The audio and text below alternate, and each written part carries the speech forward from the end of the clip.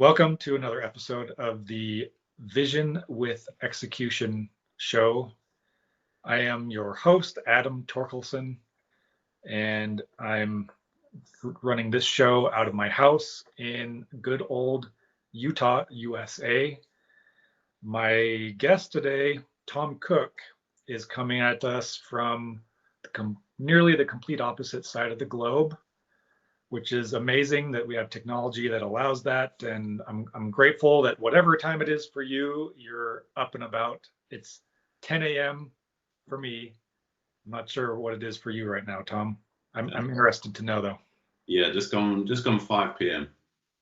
Oh, so it's almost perfect timing. Yeah, That's good. cool. Well, thanks for being on the show. And if you wouldn't mind taking a few minutes and introduce yourself and some of the things we are going to be talking about, just to give everybody a preview, is Tom, you're an expert on helping people leave 9 to 5 and go out on their own. And there's a couple of things that kind of stand in people's way when they want to do that. And you've helped a lot of people. I think it's over 1,000 people, if I remember correctly, work through that. And you have a roadmap for how to do that. And you have a lot of your own experiences and mistakes you've made to that's how you created that. And these are some of the things we're going to be talking about today. So I'm excited. But first, please introduce yourself. Tell us about you. Yeah, thank you very much. And like I said to you before, I really appreciate you having me on. And my own experience. So I set up a business in 2019, but it's only in the last few years that I've been helping people start a business, but get themselves into a position where they can leave their 9 to 5, they can leave that job. And through coaching, training, events, teaching people, probably over 2,000 people now, showing them the way. Because I went through that journey myself, and I have to say, like I lived a blessed background at childhood, with my sister. My parents took care of us, good school, we had a good upbringing, and I went into university. I studied civil engineering. I went on and got a very good high-paying job working as a quantity surveyor. And I reached a point after a short period of traveling. I just reached a point and I realized this is not how I want to spend my life. And the whole thing kind of flipped on its head. And my whole life just took a completely different trajectory from that point. Awesome. And for those of us in the United States who don't know what a quantity surveyor is, what's the equivalent of that in the US? Do you know? I don't know the exact answer, but essentially I was in charge of, for a lot of these construction projects, I was in charge of doing the financial reporting, estimating construction work, valuing the work that we'd done, getting payments from clients, paying subcontractors. So I was taking care of a lot of that stuff. And, some of these projects were big size, some of them multi-millions. And there was a lot of responsibility with that to report accurate numbers, and get tasks, get things completed. And do you use any of those skills in what you do today to make money? Not to make money. I'd say not to make money. It taught me a lot about business in terms of money management, cash flow. But when I was in that job, when I was working as a quantity surveyor, I didn't know at that point I wanted to go into business.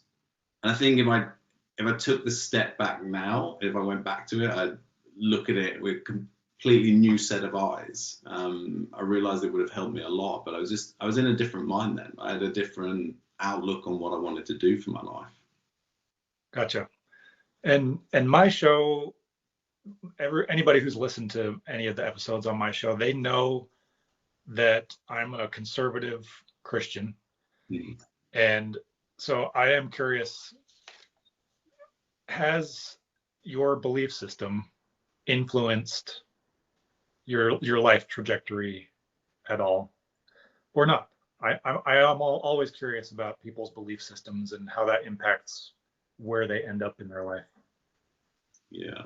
Well, the belief system for myself is go to school, get good grades, go to university to get a higher education, and then get a a high paying job. And I thought that was what life was all about. And I thought that was success. And I thought that's what it meant. And that's what I went and did. And it's what I'd always been told. And it's only after that I'd been traveling for 6 months, I realized that that's not how I wanted to do my life. And I learned a lot in construction, but I didn't feel very fulfilled. Like I wasn't directly helping people. I think people were making a lot of money, but it was never an impact that I got to see myself. And I just realized that in terms of beliefs, I realized that there's more to life than just working your way up the corporate ladder, making somebody else even richer and not being able to get the best experience out of it. And this is something I picked up, and I wholeheartedly agree with it. You said in one of your first shows is not how, but who. Not how, but who. And I agree with that all the way, because school teaches us, work on your own, don't collaborate. If you copy other people, it's cheating. But now coming into business, it's all about other people. Building teams, building relationships, communities, connecting with other people. That's the key thing.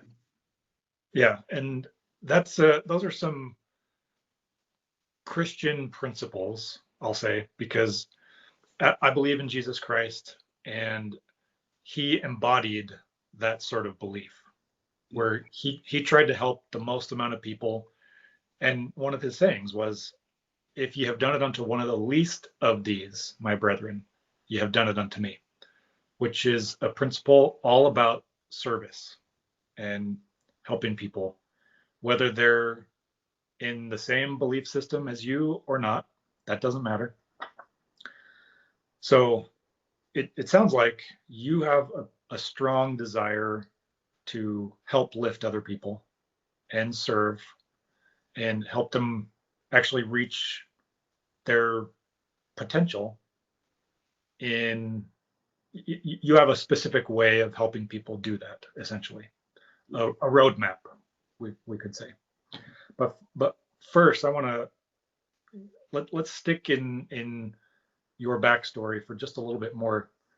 And one of the things I'm always interested in is the mistakes people have made and what they've learned from those. And for you specifically, one of the questions that uh, I think about asking people is, what mistakes did you make leaving your job, and how can others avoid those same mistakes? So, two key mistakes. Number one, I left my job too early, right? And I know that sounds kind of counter to what I'm saying and encouraging people to leave their job. But when I left my job, I didn't have any savings at that point. I used my last paycheck, and that lasted about 6 weeks. And then I ran out of money, and I couldn't do my food shopping. It was hell, and it was suffering, and I was desperate. And I had a friend, best friend, he lived about half an hour down the road, showed up on my doorstep with him and his wife had 2 bags of shopping. They'd cooked some food for me. I'll never forget that. That meant the world to me at the time. But I left my job too soon. And what I say to people is, if you're thinking about leaving a job to start a business, build that business up on the side. Do it on the side. Do it in some free time that you have. Perhaps the weekends or the evenings or even early mornings, perhaps lunch breaks as well. Use that time to build a business, build a side income. And when your side income matches your your job income, then make the switch. And I'm not going to say that it's smooth and becomes easy, but it just stops the last thing you want to do is go into a business and just be desperate, because people can smell that from a mile away. So that was the first biggest thing. So just get to a place where you've got 3 months consistent income from your side income, your side business, then make the switch. And then the second thing for me was not managing my money. And the money I made in business, I'd overspend. And I always had more money going out than coming in. And I would spend it on just stuff that was unnecessary. I didn't need it. But I think it was that vanity that I was making it, and I was becoming more successful. And it got me into a lot of trouble. I ended up having to default on loans, and it was a big mistake for me. It was a big setback, slowed me down for many years. It was frustrating, but it taught me a lot about the power of managing your money, and actually how much better you'll feel and how much more relaxed you'll feel when you manage your money as well. Yeah, I like that. One of the things I teach my kids is you never spend more than you make. That's one of the rules of money. But at the same time, to grow a business, you do have to spend money. So there's two complementary rules about money I always remind my kids is you never spend more than you make, but you do have to spend money to make money. And those two rules about money always work. They're always true. So sounds like you agree. Of course, you've got to invest in yourself as a person. It's always the way you invest in yourself, you grow. I mean, over these last 7 years, I've got the confidence in me has grown, the self-belief has grown, these things I didn't have before. So you've got to invest in yourself. You've got to invest in your business. You've got to invest in marketing. You've got to invest in some technology as well. But you do it strategically. I see a lot of people just kind of throwing money at the wall and hoping something will stick. You do it strategically, you do it smartly. Yeah, totally agree. Now, sort of moving on in the timeline of how you got from corporate quantity surveyor to what you do now. If you have a story that you want to tell to kind of tie those two things together, by all means, I'd love to hear it. But as you're telling it, maybe you could bring up some of the biggest fears that stop other people from starting their business, and maybe some tips on how to overcome them, if that's part of your story. Yeah. If I go back, so when I set up in 2019, and I was doing a bit on the side of my job. And 2019 in the UK, this was a time when Brexit was happening. So we wanted to break away from the European Union. There was a lot of uncertainty. What's going to happen in the economy? How's it going to work out? Is it going to be a downfall? Is it going to be a car crash? A lot of these worries were playing out in my head. And I know for my mum as well wanted me to stay in a job. She was unsure what was going to happen. I think it's just out of love, she wanted to see me okay. And I get that. So I had a lot of fear around leaving. It's that uncertainty. A job is safe. You're told what to do every day. You know what's expected of you. And it's that uncertainty of actually becoming wholly responsible for my life and my results and paycheck and getting money into the bank account. So that was a big fear. I think, as I said, when I finally quit at the end of 2019, what happened in 2020? Well, March that year, COVID, pandemic. So I'm 3 months into being a full-time business owner, and it's the whole world just doesn't know what's happening. It's gone crazy. And that was a very confusing time. And there was a point where I was thinking about going back to a job. I couldn't put food on the table. Do I just go and get some night shifts at local food shop and just stacking shelves overnight? And I started looking, I started researching, and that was a massive kick to me, because I got so frustrated. I was like, I've been at this, nearly 2 months, and I'm already thinking about going back to a job. And it installed so much fire in me to turn this around and make it work. And I just started reaching out to my network. I had a group of about 100 people. And I just started reaching out to every single one of them saying, hey, you've been in this group a little while. What can I do to help you? How can I serve you? Is there anything I can help? And look, most of them said no, or a lot of them didn't reply. But there's one person said, Tom, you've reached out to me at the perfect time. I'm looking for some help right now. And jumped on a call with her and did some coaching with her. And she became a client for me for a number of months. So I think in a time like that, people have a lot of fear. They're worried about failing. And yeah, we make mistakes in life. We fail at things. But what's going to happen if you don't do it? That's what I say to people. Like, what's the worst that can happen? And I knew for me, if I failed in business, I could go back, I could live with my mum. She would love that very much. She would take care of me, right? So it wasn't that bad. That gave me a lot of confidence as well to do it. So if you're thinking about going to fail, what's the worst case scenario that can happen? On the flip side of that, people are thinking, well, what if I succeed? And they're worried about the responsibility. They're worried about making more money. They're worried about having lots of people to take care of and handle. That's because we're thinking from the mindset of where we're at today, and we're thinking about that future result. And there's a gap there, and it's scary to do that. So I say to everyone, you got to trust yourself. You've got to back yourself. And as you grow yourself on your journey, your mindset will grow, your confidence, your self-belief will grow. But with that, your results will get better and better. And so when you get to a place where you've got money coming in, you've got lots of clients and customers, and you're building maybe a community, and you're getting some fantastic results, trust that you'll have the mindset to be able to handle that and back yourself. I think people have got to look back in their wins in life.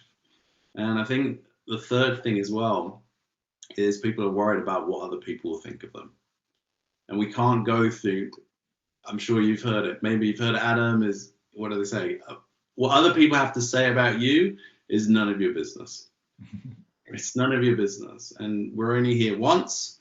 We're only on this planet once. And I want to do the best I can. I want to do the best I can for other people and look back over my life and go, yeah, that was brilliant. That was the way I wanted to do it. But I know many people will get to the end and then they'll regret stopping themselves or holding themselves back because they're worried about what their parents would think, or their brothers or their sisters, or what the people that they work with, what they would say about them leaving their job or going after their dreams. I think it's your life, it's your dreams. Go for it, go after it. Don't, because you just be filled with regret otherwise. Yeah, I agree. I've got 2 teenagers right now living at home. One of them is actually about to leave on his 2-year church mission in next month. He's going to Frankfurt, Germany. Mm-hmm. But he and my daughter are polar opposites from each other in their mindset. My daughter, and I think this is common to most teenage girls, they have so much fear about what other people think of them. Are they going to be good enough? Can they go hang out with this person? And it's very much like a world of comparisons and am I good enough and all this stuff. And you know what really exacerbates it is social media. And we don't let our kids have social media until they're 18 for that very fact. And I'm not saying that's how everyone should parent, but that's what we did. And it still hasn't saved our kids from that fear mindset because that's a common human trait amongst everybody. And yeah, it's just it holds the entire world back, to be honest. Can I ask you, Adam? So how do you? So your daughter, if she's feeling that way and maybe having that experience, like I'm sure many people are. How do you teach that to her to have that belief in herself and not worry about what other people think? Well, we're not excellent at this. So my wife and I, we do a combination of things. Number one, we try and give her as supportive of an environment as possible. So she knows she's at least got a baseline that she can trust. So us, her parents, family, and we we try to influence her to hang out with good kids. And we do that by being really active in our church and connecting with our neighbors. And she goes to a good school and she picked good friends, and that has a big impact.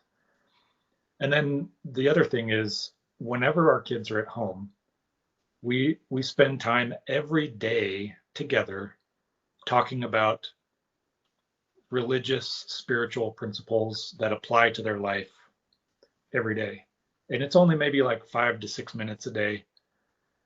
And I don't know if this is going to be the biggest impact for her or not, but it's intentional. And yeah, that's what we do. Yeah. And I think I really like what you said about the social media. It is, for anybody, it's so easy to look at social media and see what other people are doing or what they're not doing. And we're constantly comparing ourselves to other people. And as was taught to me, as soon as you compare yourself to somebody else, you split your own personal power in half. It's not just, we're not comparing ourselves to one person, we end up comparing ourselves to him and her and what they're doing, and oh, they're on a private jet, oh, they're on the beach. And it's just, we feel worse than ourselves looking at all these other people. But then you meet these people and you realize the reality is it's not that great. It's not as good as they say.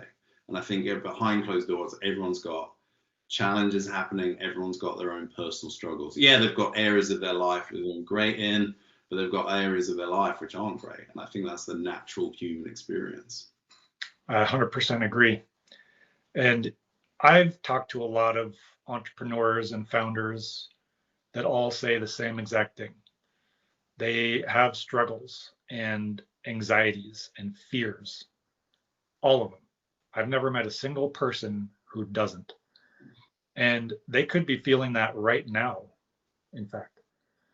And you can just expect that everybody has their own struggles, that social media paints a very tiny, small picture of the entirety of anyone's life.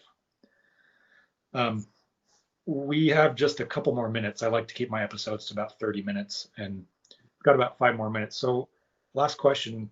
I wanted to talk through, or maybe just have you explain the process or the roadmap that anyone can use to turn their skills into an income stream.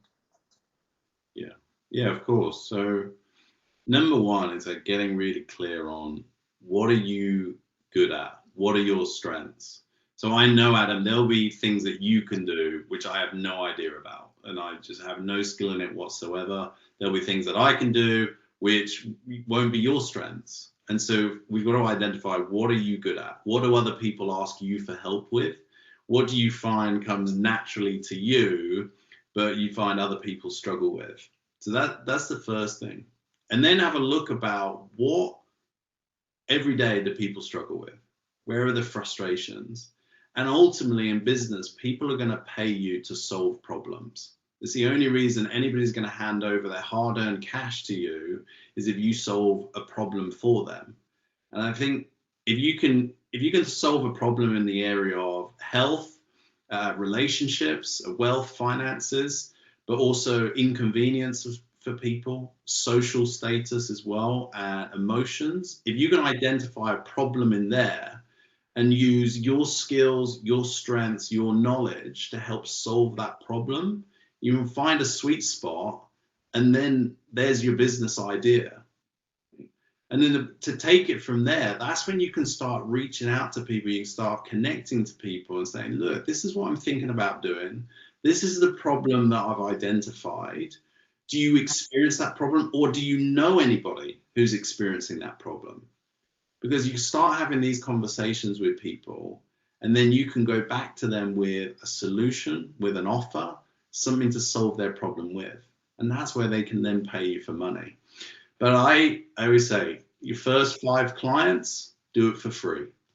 Right? Well, I want to work with you. I want to help you. I'm going to help you get to this result. I just ask in exchange. You just give me a testimonial if you have a great experience of it. And it gives, when you first start a business, it gives you confidence, and it helps you just iron out any issues with your offer or your solution. But when you get a testimonial, you can go back out to the marketplace and you get that social proof from people. So a lot of people are scared about charging money in the beginning. Just start out, get your first 5 clients, do it for free. With a willingness to help and serve, get that testimonial in exchange.